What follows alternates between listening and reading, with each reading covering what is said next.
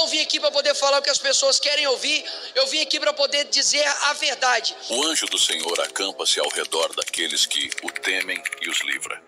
Já parou para pensar por que os políticos, os opositores, aqueles que governam o Brasil e o mundo, não conseguem calar o deputado Nicolas Ferreira? Você já parou para pensar como o Satanás e os demônios estão furiosos com os discursos do Nicolas Ferreira nas redes sociais e no parlamento? Já parou para pensar por que todas essas pessoas e seres não conseguem calar o Nicolas? A resposta está na Bíblia. Filhinhos, vocês são de Deus e os venceram, porque aquele que está em vocês é maior do que aquele que está no mundo. Hoje você verá porque Nicolas Ferreira tem tanta autoridade e coragem para falar a verdade, para expressar a sua fé, para lutar pelas injustiças e lutar contra seus inimigos. Fique até o final do vídeo, para você entender o que Deus está fazendo com o Nicolas e qual o verdadeiro propósito de tudo que está acontecendo, tanto no mundo físico como no mundo espiritual.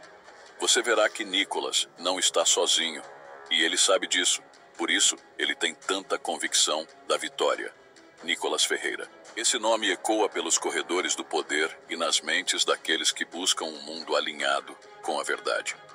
Mas quem é esse jovem que se ergue como uma força implacável contra a maré de corrupção e engano que tenta inundar a sociedade? Nicolas não é apenas um político. Ele é um símbolo de resistência, um arauto de princípios que muitos consideram esquecidos. Ainda na juventude, ele se lançou no cenário político como um furacão, trazendo consigo um fervor que poucos poderiam prever. Seu compromisso com os valores cristãos e a defesa intransigente da família tradicional fizeram dele uma figura respeitada por uns e temida por outros. Mas o que realmente torna Nicolas Ferreira tão poderoso? A resposta não está apenas em suas palavras afiadamente articuladas, nem em sua habilidade de conectar-se com a juventude e mobilizar multidões. O que verdadeiramente o diferencia é algo muito mais profundo e invisível, há uma força espiritual que o impulsiona, algo que transcende o mero discurso político. Nicolas, com uma convicção inabalável, acredita que foi escolhido para uma missão maior, uma missão dada por Deus para enfrentar as trevas que ameaçam dominar. E com essa missão, ele carrega um fardo que poucos conseguem suportar. A responsabilidade de falar a verdade em tempos onde a mentira parece ter conquistado o coração de muitos. Mas essa verdade que Nicolas proclama não é sua. Ela é um reflexo de algo muito maior. Algo que ele sabe que não pode ser silenciado. E assim, mesmo diante de forças que tentam calá-lo, ele permanece firme, sabendo que não está sozinho nesta batalha. Mas por que essa verdade incomoda tanto? O que faz com que Nicolas Ferreira seja alvo de tantas perseguições? A resposta nos leva a uma dimensão onde o conflito é muito mais do que político. É uma batalha espiritual. E é nesse campo invisível que Nicolas se destaca como uma voz que não pode ser calada. Por trás de cada discurso inflamado, de cada crítica contundente, existe um campo de batalha que poucos enxergam. Nicolas Ferreira, embora visto como um guerreiro em meio à arena política, enfrenta algo muito mais profundo e sinistro. A verdadeira batalha que ele trava é espiritual, uma luta antiga entre o bem e o mal, onde as forças das trevas tentam silenciar qualquer voz que se atreva a desafiar seu domínio. Não se engane, as perseguições que Nicolas enfrenta não são meramente fruto de discordâncias políticas, elas são manifestações de uma guerra invisível, onde as forças malignas se levantam contra aqueles que ousam defender a verdade. Em Efésios, somos advertidos, porque não temos que lutar contra a carne e o sangue, mas sim contra os principados, contra as potestades, contra os príncipes das trevas deste século. Nicolas vive essa realidade a cada dia, consciente de que suas palavras e ações estão no centro de uma batalha que vai além do que os olhos podem ver. E essa luta não é apenas dele. É a mesma guerra que os profetas do passado enfrentaram, a mesma que Jesus advertiu seus discípulos. Aqueles que se levantam para defender a verdade divina sempre atraem a ira das forças do mal. Mas por que Nicolas? Por que ele se torna um alvo tão evidente? Porque ele representa tudo o que essas forças temem. A luz que brilha nas trevas, a coragem que não se dobra diante da opressão, a fé inabalável que desafia o status quo.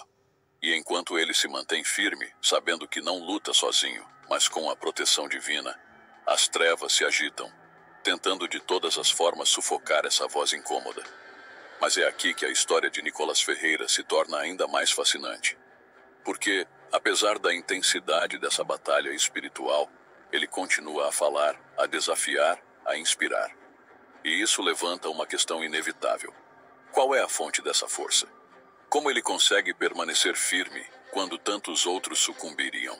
A resposta está em algo que não pode ser visto, mas que é sentido por aqueles que compartilham da mesma fé, uma presença, uma proteção que transcende o natural.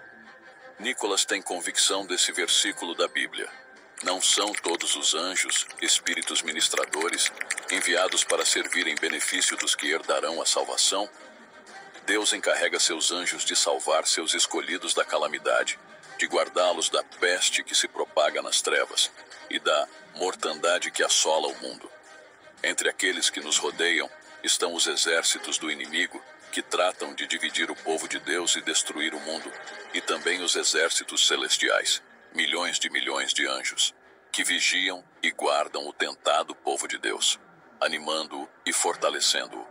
Nicolas Ferreira não entrou na política apenas para se destacar ou para ganhar prestígio. Ele acredita que Deus o chamou para uma missão específica, ser um defensor da verdade em tempos onde a mentira parece dominar. O chamado de Deus para falar a verdade é um tema profundamente enraizado nas Escrituras. Em Isaías, ouvimos o Senhor perguntando: a quem enviarei e quem há de ir por nós? E Isaías, com prontidão e coragem, responde: eis-me aqui, envia-me a mim. Esse mesmo espírito de prontidão e coragem é o que Nicolas carrega em sua jornada. Ele se vê como um instrumento nas mãos de Deus, escolhido para confrontar e expor as mentiras que ameaçam desvirtuar os princípios divinos. Esse chamado não é uma tarefa fácil. Requer não apenas convicção, mas também uma resistência sobrenatural para enfrentar a oposição que vem de todos os lados. A missão de Nicolas é mais do que política, é espiritual e moral. Ele se posiciona como um guardião da verdade, desafiando uma narrativa que busca silenciar qualquer voz que se oponha ao discurso predominante. E o que faz com que esse chamado seja tão crucial neste momento? A resposta está no impacto que suas palavras têm sobre a sociedade. Cada vez que ele se levanta para falar, não está apenas defendendo uma posição política. Ele está, de forma mais profunda, proclamando verdades que muitas vezes são desconfortáveis e desafiadoras. É uma missão que coloca a verdade divina no centro do debate público, desafiando não apenas políticos, mas as forças espirituais que operam nas sombras.